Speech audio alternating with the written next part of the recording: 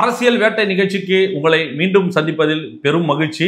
பேசுவதற்கு நிறைய டாபிக்குகள், பார்ப்பதற்கு பல கதறல்கள் இருக்கிறது. அதை ஒன் பை ஒன்னாக பார்ப்போம், பேசுவோம். வணக்கம். இன்றைய தலைப்புச் செய்திகள். வணக்கம். வணக்கம் பாலாஜி, எப்படி இருக்கீங்க? நல்லா இருக்கு. நீங்க எப்படி இருக்கீங்க? ஒரு வாரம் ஆயிடுச்சு. 2 பேர் சேர்ந்து போட்ட வீடியோக்கான ரெஸ்பான்ஸ்லாம் எப்படி வந்தது? ஃபர்ஸ்ட் அது நல்ல ஃப்ரெண்ட்ஸ் எல்லாம் சூப்பரா பண்ணிருக்கீங்க அப்படின்னு சொன்னாங்க. நல்லா இருக்குன்னு சொன்னாங்களா? இன்னும் நிறைய பண்ணுங்க, இன்னும் நிறைய எதிர்பார்க்கிறோம்னு சொன்னாங்க. அப்படியே ஒரு கமெண்ட்ஸ்ல ஒரு பொண்ணு கூட ரொம்ப அழகா இருக்கீங்கலாம் சொல்லியிருந்தது. அதெல்லாம் பாத்தீங்களா? கொஞ்சம் வெக்கமா தான் இருந்தது. பூமர் ஆயிட்டோம், இதுக்கு மேல என்னங்க வெக்கமாவது வெக்கமாவது, குழந்தை பிறந்துச்சு, அது சொல்லுங்க நீங்க. ஆமா ஆமா. இப்படி நல்ல விமர்சனங்கள், நல்ல வரவேற்பு இருந்தது. நிறைய பேர் சொன்னாங்க 2 பேர் சேர்ந்து பேசும்போது நல்லா கலகலப்பா இருக்கு, கண்டினியூ பண்ணுங்கன்ற மாதிரி சொன்னாங்க. அதனால நமக்கு மறுபடியும் வாய்ப்பு கிடைச்சது. பத்தி பேசலான்னு நிறைய நிகழ்வுகள் கடந்த ஒரு வாரத்துல நிறைய விஷயம், நிறைய கதறல் பொதுக்குழுலாம் நடந்தது. அதை பத்திலாம் ஒரு சிறப்பா என்ன நடந்ததுன்றத நம்ம நேயர்கள்கிட்ட ஷேர் பண்ணி போன்றதுதான். இப்போ இந்த குப்பை வண்டியெல்லாம் நீங்க பாத்திருக்கீங்களா? நீங்க சென்னையில இருக்கீங்க. இந்த கார்பரேஷன் வண்டியில, குப்பை வண்டியில என்ன எடுத்துட்டு போவாங்க? குப்பை வண்டியில பாத்தீங்கன்னா மக்கும் குப்பை, மக்காத குப்பை, அதுதான் எடுத்துட்டு போவாங்க. குப்பை வண்டியில என்ன இருக்கும்? குப்பை தான் இருக்கும். இப்ப புதுசா குப்பை வண்டியில ஃபுட் டெலிவரி எல்லாம் பண்றாங்க. அப்படிங்களா? ஆமா, நகராட்சியோட குப்பை வண்டி இருக்கு பாத்தீங்களா, அதுல ஃபுட் டெலிவரி பண்றாங்க. கேள்விப்பட்டிருக்கீங்களா நீங்க? ஐயோ, என்னங்க இது மோசமா இருக்கு.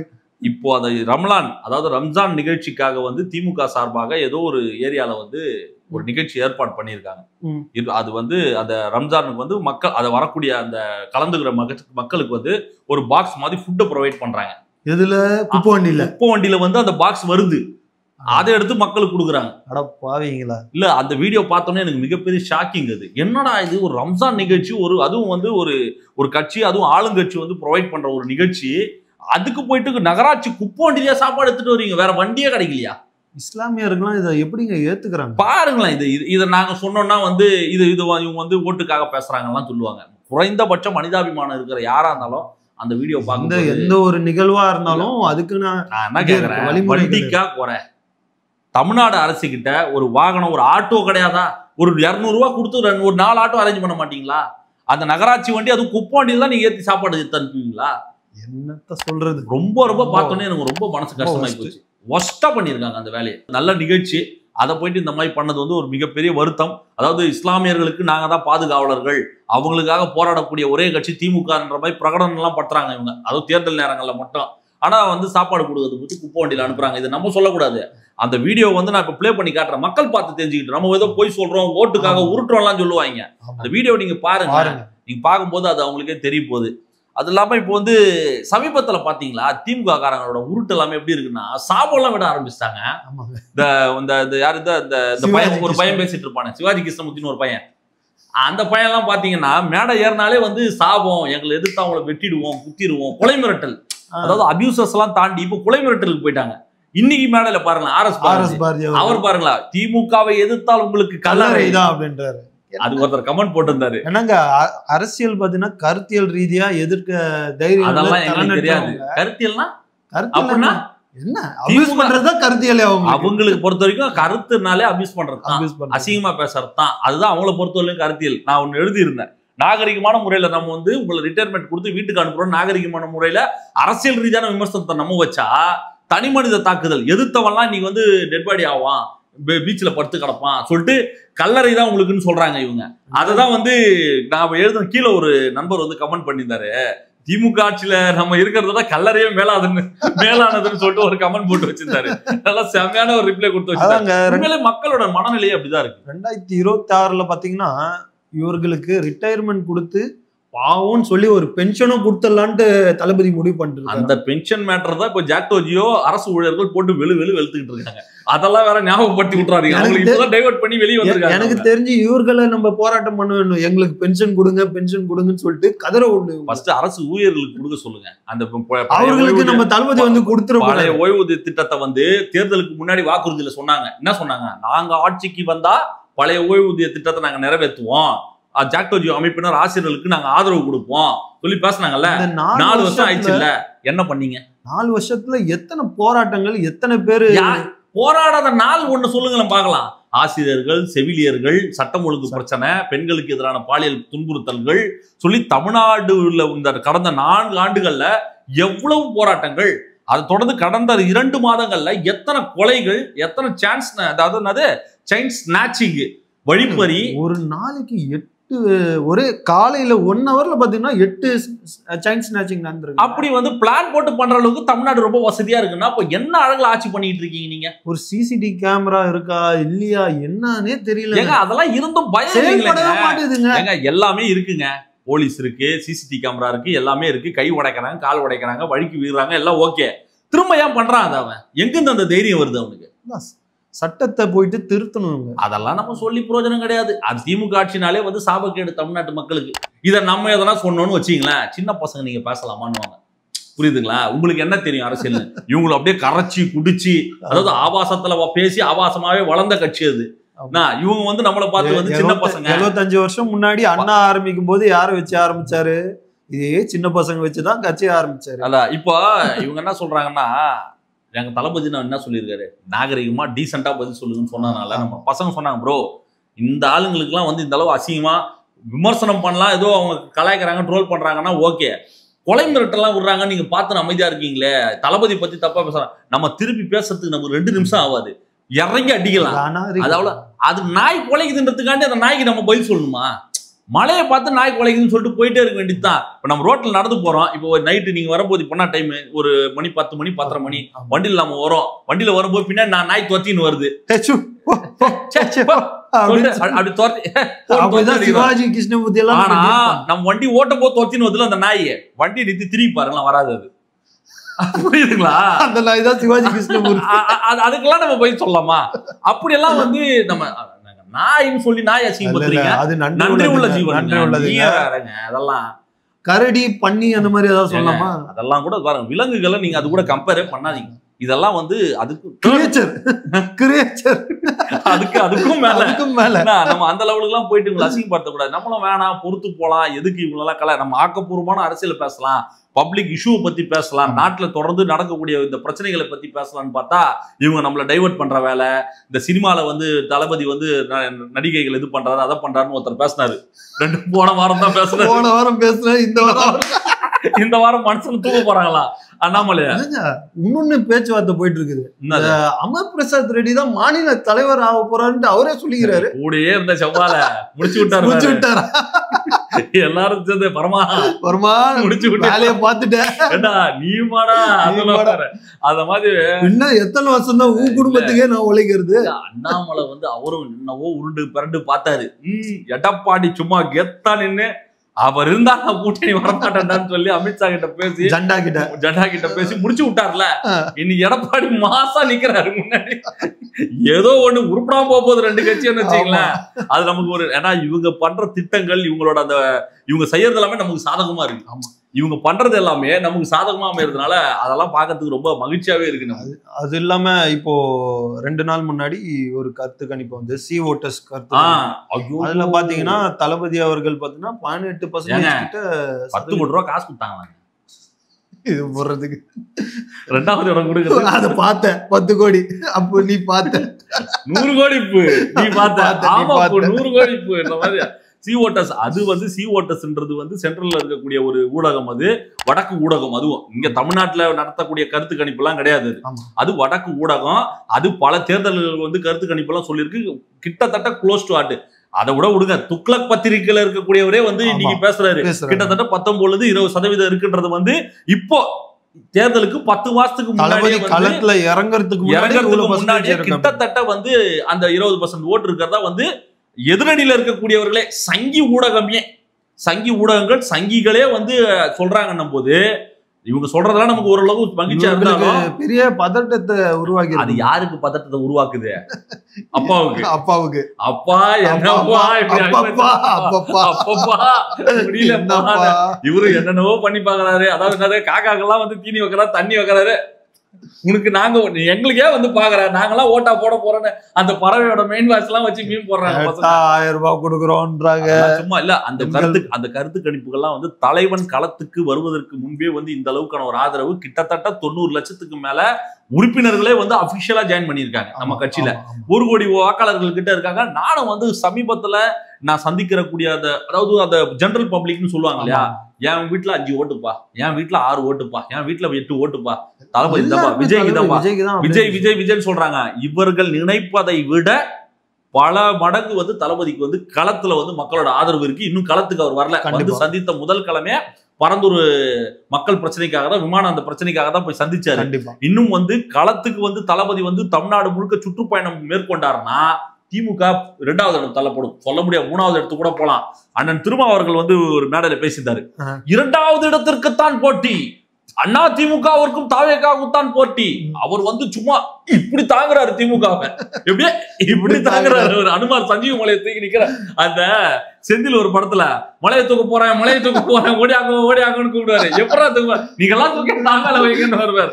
அந்த மாதிரி தலைவல எனக்கு அண்ணன் திருமா அவர்கள் மீது வந்து மிகப்பெரிய மரியாதை இருக்கிறது. அவர் ஒரு அரசியல் ஒரு ஆசான், ஒரு அவர் வந்து அவரோட எக்ஸ்பீரியன்ஸ், அவர் போராட்டத்துல நாங்க மதிக்கிறோம். அவரு எல்லா விஷயத்தையும் போயிட்டு அவர் அணுகக்கூடிய விதம், அவரோட அரசியல் பார்வை, தெளிவு, அவர் விஷயத்த பேசுறாருனாலே அதுல ஒரு தெளிவு இருக்கோ. கவுண்டர் கொடுக்க முடியாத விதத்துலதான் அவர் பதிலே வைப்பாரு. இப்ப கொடுக்கக்கூடிய விமர்சனங்கள், இப்ப பேசக்கூடியதெல்லாம் பாத்தீங்கன்னா திமுகவுக்கு இப்ப ஒண்ணு இல்ல, சவுக்கு சங்கர் வீட்டுல வந்து காவாவை தூக்கி அந்த சேத்த தூக்கி அடிச்சானுங்கல்ல, இது கண்டிக்கத்தக்கது. திமுகவின் ஆட்சிக்கு அதாவது களங்கத்தை விளைவிக்க யாரோ செய்த சதி, இது கேட்டாங்களா? அங்க சவுக்கு சங்கர் வீட்டுல சேத்த வாரி போட்டாங்களே, அது நியாயமா? நியாயம் இல்லையா? தவறா இல்லையா? நீங்க கண்டிக்கிறீங்களா இல்லையா? அத சொல்லுவீங்களா மாட்டீங்களான்னு பார்த்தா போட்டது தப்பு. அத சொல்லுவார் பாரு, சட்டை இவருதான், மாப்பிள்ளை இவருதான், ட்ரெஸ் என்னதுன்னு இருப்பார் ரஜினி. அந்த மாதிரி இவர் வந்து போட்டது தப்பு. ஆனா திமுகவுக்கு இது உங்களை கேட்டாங்களா? நீங்க திமுக கட்சியில இருக்கீங்களா? ஆனா பத்திரிகையாளர்களை பார்த்து மட்டும் இவர் சொல்றாரு, கோவப்படுறாரு. நீங்க எப்படி என்ன பார்த்து திமுக காரர் சொல்லலாம், திமுக காரர் சொல்லலான்னு? நீங்க பேசுற பேச்சு, உங்களோட செயல்பாடுகள்லாம் அப்படித்தானே இருக்கு. பொதுமக்கள் பார்வையில் அப்படித்தானே போகுது. உங்க கட்சிக்காரங்க என்ன நினைக்கிறாங்க? உங்க கட்சிக்காரர்கள் பேசக்கூடிய ஒரு உணர்வு கூட அண்ணன் கிட்ட இருந்து வரமாட்டுதுன்றது ஒரு ஆதங்கத்தை தான் நாங்க கேட்கிறோம். உங்களை பார்த்து அரசியல் கத்துக்கிட்டா சிறுவர்கள் தான் நாங்க. உங்களோட அரசியல் அனுபவம் தான் எங்களோட வயது. உங்களை எல்லாமே நாம் மதிக்கிறோம். ஆனா அண்ணனோட செயல்பாடுகள் எப்படி இருக்கு? உங்க கட்சியில இருக்கக்கூடியவர்களே வந்து திமுகவை போட்டு பொழக்கிறாங்க. இன்னைக்கு வந்து உங்களோட வாக்கு சதவீதம் வளர்ந்துருக்கு. உங்களுக்கு வந்து ஒரு அங்கீகரிக்கப்பட்ட கட்சியா வந்து நீங்க மாறி இருக்கீங்க. உங்களோட உரிமையை கேளுங்கன்னு தானே சொல்றோம் திமுக கிட்ட. அதை நாங்க சிண்டு முடிச்சு விடுறோம், இவங்க சதி தீட்டுறாங்க. பிஜேபியின் குரல், எவன் கட்சி ஆரம்பிச்சாலும் யார் வந்தாலும் இந்த பிஜேபி, இந்த பாயாசம் பாய்ஸ், இந்த இவங்கெல்லாம் இந்த திமுகவோட கொத்தடிமைகள் பேசக்கூடிய ஒரே பேச்சு என்னவா இருக்குன்னா, இவங்க பிஜேபியோட பி டீம். ஆக்சுவலி பி டீமே இவனுங்க தான். பிஜேபிக்கு உதவி பண்றது, பிஜேபிக்கு ஒண்ணுனா இவங்க வரதும், திமுகவுக்கு ஒண்ணுனா அவங்க போறதும். வளர்ந்ததே பாத்தீங்கன்னா இவங்க ஆட்சியில தான் அவங்க வளர்ந்தது. இப்ப இன்னைக்கு பிஜேபி வந்து இந்த அளவுக்கு தலை தூக்கி இருக்குன்னா அது திமுக ஆட்சியில. அண்ணா திமுக ஆட்சியில கூட வந்து யாரும் சீண்டல. இவங்க பேசியே பிஜேபி வந்து இன்னைக்கு இந்த அளவுக்கு வளர்த்து விட்டதுக்கு காரணமே திமுக தான். இவங்களுக்குள்ள இருக்க அண்டர்ஸ்டாண்டிங்லாம் இப்ப தளபதி வந்து அதை எக்ஸ்போஸ் பண்ணி விட்டதுனாலதான் முடியல, அவங்களுக்கு எரியுது. அதனாலதான் இப்ப வந்து சாபங்கள், கொலை மிரட்டல்கள், செத்து போன. ஏங்க ஒரு தனி மனிதனை பார்த்து நீ உனக்கு கல்லறை இருந்தா இடம்னா, நான் இப்ப ஒரு வார்த்தை சொல்லலாம், அந்த கல்லறையில ஒரு இடம் வேணுன்றதுக்காக தானே எடப்பாடி ஆட்சியில போய் நீங்க அழுதிங்க. ஆமா, அது வந்து நம்ம அதை விமர்சனம் பண்ணக்கூடாது. அது ஒரு மனிதனோட பிறப்பு இறப்புல இந்த மாதிரி சில விஷயங்கள், சென்சிட்டிவான விஷயத்துல விமர்சனம் பண்ணக்கூடாது. எங்களுக்கும் தெரியும், நம்ம வடிவ சொல்லுவாரு, எங்களுக்கும் தெரியும், நாங்களும் சீப்பு வச்சிருக்கோன்ற மாதிரி பேசலாம். ஆனா நாங்க அதை நாகரிகம் கருதி எங்க தளபதி பேச வேணாம்னு சொல்லியிருக்காரு. டீசென்ட் அப்ரோச், டீசென்ட் அட்டாக்ன்றதுனால நம்ம அதை ஒதுக்கி போக பாக்குறோம். அறிவுறுத்தலே அதுதான். அவங்க பேசுறோம், பேசின்னு போட்டோம், நம்ம டீசென்டா போகன்றதுனால தான் நாங்க அண்ணன் சொல்றோம், அண்ணன் அண்ணாமலைன்னு சொல்றோம், அண்ணன் திருமான்றோம், அண்ணன் சீமான்றோம். ஒரு வார்த்தை அப்படி இப்படி போயிருந்தா, இன்னைக்கு கூட வந்து ஒருத்தர் நாய் கூட நம்ம கம்பேர் பண்ணி பேசுறோம்னா அந்த நாய் வந்து நாய் மாதிரி குலைக்குது. அதனாலதான் அந்த நாயை பத்தி நம்ம பேச வேண்டியதா இருக்கு. இல்லைன்னா அந்த நாயை பத்தி நம்ம ஏன் பேசணும்? ஆபாசமா பேசுறவங்களுக்கு எல்லாம் என்னங்க மரியாதை இல்லைங்க. ஒரு வீட்டுல ஒரு பொம்பளைங்க பாக்குறாங்க, இது எல்லாருமே பாக்குறாங்க, குழந்தைங்க பாக்குறாங்க. அதுவும் பாருங்க, பெண்களை சம்பந்தப்பட்ட அந்த வார்த்தைகள் தான் பயன்படுத்துறது. ஆமா, அவரை பெற்றெடுத்த ஒரு தாய் தான், ஒரு பெண் தானே. அதான் பெண்களை பத்தி, பெண்களை அந்த உடல் உருவங்களை பேர்த்தி, அவங்களோட உடல் பாகங்களை வச்சுதான் இவங்க அந்த ஆபாச வார்த்தைகளை பேசுறது. இவங்களுக்கு எல்லாம் கூச்ச நாச்சமே கிடையாது. இப்ப நம்ம சேத்துல கள்ளவாரி போட்டா என்ன ஆகும்? நம்ம மேலதானே விடும். அதனால நம்ம நவுந்து போயிடணும். அதனாலதான் அதை நம்ம கடந்து போலாம் வேணான்னு சொல்றோம். இப்படி தொடர்ந்து சமீபமா தமிழ்நாட்டுல நடக்கக்கூடிய விஷயங்கள், இப்ப கருத்து கணிப்புகள்லாம் வந்து இன்னும் பயங்கரமா வந்துகிட்டு இருக்கு. தளபதி இன்னும் களத்துக்கு வந்தாருன்னா இன்னும் மாசா இருக்கும். இப்ப ஏப்ரல் மாதத்துல வந்து பூத்து கமிட்டி மாநாடு இருக்கு. பொதுக்குழு நீங்க பாத்துருப்பீங்க. தளபதி அவரோட ஸ்பீச் பார்த்து உருண்டுகிட்டு இருக்காங்க. இவங்க 2 பேர் தான். தளபதி பேச ஆரம்பிச்சா ஒரு 10 நாளைக்கு டாபிக் அதுவே தான் போகுது. அவங்களால அது வேணாம், உண்மையை பேசுறாருங்க, மக்கள் பிரச்சனையை பேசுறாருங்க, மக்களுக்கு ஆதரவா பேசுறாருங்க. இவங்கள மாதிரி நாடகம் போட்டுக்கிட்டு போட்டோ ஷூட் நடத்திக்கிட்டு டிவி முன்னாடி உக்காந்துக்கிட்டு அப்படியா அப்படிங்களா அப்பா நான் இருக்கேன் இப்படியா பேசுறாரு. உணர்வு பூர்வமாக அவர்களின் ஒருவனாக நம்ம தளபதி பேசுறாரு. இவங்கள மாதிரி வந்து முன்னாடி உட்காந்துட்டு கண்ணாடி போட்டுக்கிட்டு கருப்பு கண்ணாடி போட்டு அப்படி காலை தூக்கி இப்படி மேல போட்டுக்கிட்டு இப்படி எல்லாம் நம்ம நடிக்கல. அவர் நடிக்கிற இடம் சினிமால, நிஜத்துல நடிக்கல. தளபதியை போயிட்டு அவர் வீட்டு பிள்ளையா நினைச்சுதான் அண்ணனும் கூப்பிடுறாங்க. எல்லாருமே என்னோட பேர மாதிரி பாக்குறாங்க. வயசானவங்க எல்லாம் ஒரு சிலருக்கு தான் வந்து அந்த பட்டம் கரெக்டா செட் ஆகும். அது அறிஞர் அண்ணா அப்படி இருந்தாங்க, உணர்வு ரீதியா அண்ணான்னு கூப்பிட்டாங்க. புரியுது? தந்தை பெரியார், பெரியார் எங்க வச்சு தந்தை ஸ்தானத்துல வச்சுதான் தந்தை பெரியார்னு சொல்றாங்க. புரியுதுங்களா? அந்த வரிசையில வந்து உணர்வு பூர்வமாக நம்ம வீட்டு பிள்ளையா வந்து தளபதி அவர்களை பாக்குறதுனாலதான் அண்ணன் சொல்றேன். புரியுதுங்களா? அது எப்படி ஒரு அண்ணன் சொல்லலாம், நம்மள அப்பான்னு சொல்லட்டும்னு ஒரு நாடகம் ஸ்கிரிப்ட், அந்த ஸ்கிரிப்ட் எழுதி கொடுக்குற புண்ணியமா யாருன்றது நமக்கு தெரிய மாட்டேது. எல்லாமே கிரிஞ்சாதான் போகுது. புரியுதுங்களா? கலாச்சி பேசணும், அசிங்கப்படுத்தணும், ட்ரோல் பண்ணணும்னா இவங்களை விட சின்ன பசங்களா வச்சு வீடியோ போட வைக்கிறானுங்க. ஐயோ, அது யூடியூபர்ஸ் ஒரு நாலஞ்சு யூடியூபர்ஸ் இருக்கு. அதுல வந்து அந்த ஒருத்தன் தொப்பி போட்டுருங்க, இப்படி கால் மேல கால் போட்டு ஒருத்த உட்காந்து இப்படி பேசுவான், நல்லா ஒட்டகம் மாதிரி ஒருத்தவங்க. அது ஒருத்தங்கிறான். அந்த ஆள் பேர்லாம் சொல்லி அவனை வளர்த்து விட கூடாதுன்னு நினைக்கிறேன். எப்போ பார்த்தாலும் வந்து ஆபாசமா பேசுறது, அர்ஜுனாவை பத்தி ஆபாசமா பேசுறது, ஜான் ஆரோக்கியசாமி அவர்களை பத்தி ஆபாசமா பேசுறது, இப்ப நம்ம பொதுச்செயலாளரை பத்தி ஆபாசமா பேசுறது, அந்த ஆளுக்கு ஆபாசமா பேசுறது மட்டும்தான் வேலையே. அவனுக்கு ஒண்ணும் தெரியாது. டம்மி கிம்மி பேரே ஆபாசம் தான் நினைக்கிறேன். அவர் பேரே ஆபாசம் தான். அது நான் உங்களுக்கு ஆஃப் த கேமரா இருந்தாலும் யாருன்னு சொல்றேன். பேசி அவனை வளர்த்து விட்டுற கூடாது. அதனால தான் நான் பேர் சொல்ல விரும்பல. இப்படி இந்த பத்திரிகையாளர்களோட கூட்டம், யூடியூபர்ஸோட ஒரு மாஃபியா கூட்டம் மாசம் மாசம் சம்பளத்தை கொடுத்து தளபதி டீக்ரேட் பண்ணணும் அவங்களும் எவ்வளவு முயற்சி பண்றாங்க. மக்கள் முன்னாடி அது எடுபட மாட்டேது. களத்துக்கு போயிட்டு மைக்க நீட்டி யாருக்கும் ஓட்டுன்னு கேட்டாலே முதல்ல சொல்றது விஜய்க்கு. அப்படி இருக்கும்போது எரிதிரு மாலார் மோடுல ஆன் பண்றது நியாயம் தானே. அவங்களோட கதறல் வந்து பாக்குறதுக்கு எங்களுக்கு ஆனந்தமா இருக்கு. இன்னும் நம்ம கடுமையாக உழைக்க வேண்டும், மக்களை போய் சந்திக்க வேண்டும். நாங்க அந்த கிட்டத்தட்ட அந்த வேலையை ஆரம்பிச்சிட்டோம். நீங்களும் வந்து இப்போ உங்களோட ஏரியாலெல்லாம் போய் நீங்களும் ஒவ்வொரு வீடுகளா போய் பேசிக்கிட்டு இருக்கீங்கன்றதெல்லாம் ஷேர் பண்ணீங்க எனக்கு.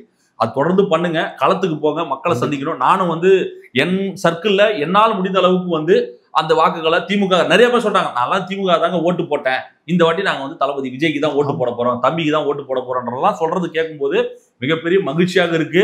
இப்படி சோசியல் மீடியா எதிர்பார்ப்புகள் அதிகமா நிறையவே இருக்கு. அந்த வரவேற்புக்கு வந்துட்டாருன்னு வச்சுங்களேன், இவங்க தாங்க மாட்டாங்க, இவர்கள் தாங்க மாட்டாங்க. களத்துக்கு வந்து இல்ல சும்மா ஒரு 2 மாசத்துக்கு வாட்டி மைக்ல அந்த ஒரு சின்ன ஸ்கிரீன்ல இவங்க பாக்குறதுக்கே இவங்களுக்கு வயது எரியுது. இன்னும் வந்து பிரச்சார வாகனத்துல மக்களை போய் சந்திக்கிறாருன்னும் போது அந்த வரவேற்பு எப்படி இருக்குன்னு பாருங்க. இன்னும் கதறல்கள் நிறைய இருக்கு. இப்ப படம் முடிஞ்சிருச்சு, கிட்டத்தட்ட ஜனநாயகன் படம் முடிஞ்சிருச்சு. இப்ப உங்களுக்கு இந்த ஏப்ரல் எண்டோட வந்து அவர் களத்துக்கு வரப்போறாரு. அந்த பூத் கமிட்டி மாநாடுகள் இருக்கு, மண்டல மாநாடுகள் இருக்கு. தொடர்ந்து வந்து சுற்றுப்பயணம் எல்லாம் பெரிய பெரிய சரவெடி. அதான் ஆதவர்ஜுனா அவர்கள் சொல்லிட்டாரு, இனி சரவெடிதான்றத பத்தி எல்லாம் வந்து தெளிவா ஆதவர்ஜுனா எல்லாம் சொல்லிட்டாரு. பாப்போம் இன்னும் என்னென்னலாம் நடக்குது. வேற ஏதாவது செய்தி எதனா பாத்தீங்களா நீங்க? இவங்களோட கதறல்கள் எதனா பாத்தீங்களா? ஏன்னா 1-2 தான் பரவாயில்ல, டெய்லி ஒப்பார வச்சுக்கிட்டு இருக்காங்களா இவனுங்க தான்.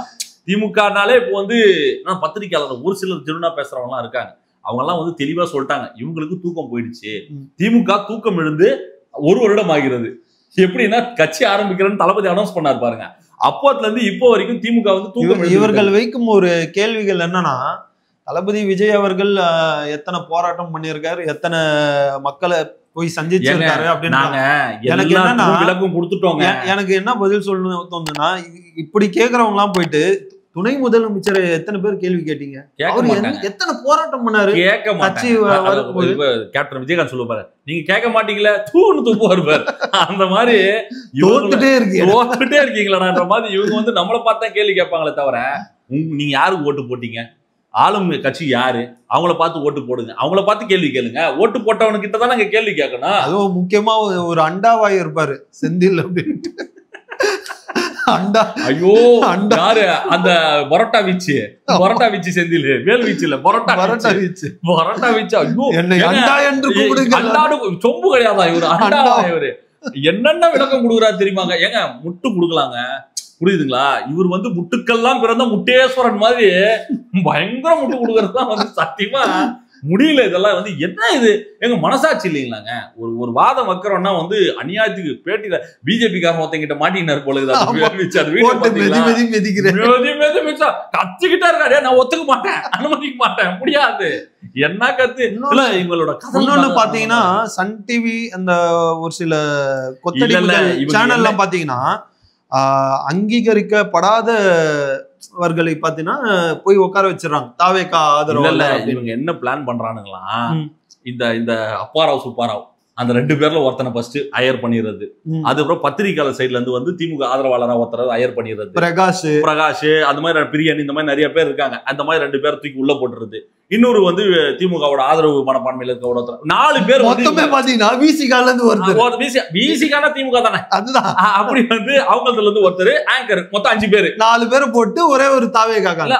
ஆங்கர் சேர்த்துங்க 5 பேர் திமுக 5 திமுக காரங்க 5 திமுக காரங்க ஒரு தாவே காக்கா ஆதரவாளர் என்ற பேர் ஒருத்தர் உட்கார வச்சுட்டு இவர்களுக்கு என்ன தெரியும், விஜய் என்ன செய்து விட்டார், விஜய் எப்போது களத்துக்கு வருவார், அவருக்கு பேச தெரியுமா, இவன் யாரு அப்பாராவு இவனையே பேசிக்கிட்டு இருப்பான். ஆங்கர் குறுக்கிடவே குறுக்கிட மாட்டாங்க. ஏன்னா இதெல்லாம் ஒரு அஜெண்டா செட்டப், மீடியாவோட செட்டப் இது. இவங்க வந்து பண்றது எல்லாமே வந்து சில்லறத்தனம். ஒருத்தர் யாருன்னே தெரியாத ஒருத்தரை கூப்பிட்டு உட்கார வச்சு அவர்கிட்ட நாங்க பத்தியா அவங்களுக்கு பேசவே தெரியவில்லை சொல்லி நாங்க அங்கீகரிச்சோம். பொதுச் செயலாளர் சொல்லிட்டாரு தெளிவா, நாங்க யார அங்கீகரிச்சோமோ அவரு ஸ்பீச் பாத்தீங்களா பொதுக்குழுல மனுஷன் பொழந்துட்டாரு. அவர் அந்த மாதிரி பேசி பார்த்ததே கிடையாது. எல்லார்கிட்ட இருந்து வந்த வரவேற்பு அதுதான்.